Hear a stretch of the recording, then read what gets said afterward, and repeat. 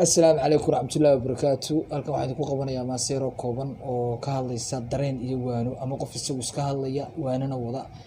waxaan ku bilaabmaysaa sida tan waxaan bismillaahi raxmaani raxiim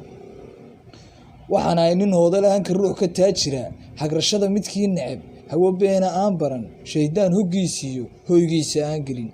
hamigaygu waa guul hadalkaygu waa daab halaqana ma doonto dadka kii hiifana wanaagaan habsiiyaa ruuxa haybta raadshay qabyaaladu hadhaysee jahliguna hallaabshee aan garan hanaanshaha midnimada hugeediyo waxay haybad leedahay habaaskan ku dhaafaa harka ruux saluugiyo inta uurka hoosana holucun ku beertee habeenkiiyo dharaartii necab howlahaygiyo horsocodka aan wado rabbi bay hareer marin balse aan hulaabto xagga hoose aan tago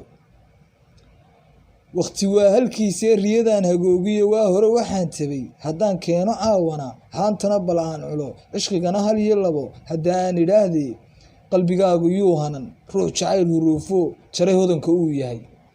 haraadkana ku faanoo aan garan hursiiskiyo hambadiisa kii dhamay hana dilin qof kuu nugul hana saydhin wacadkii hubso kii ku doonana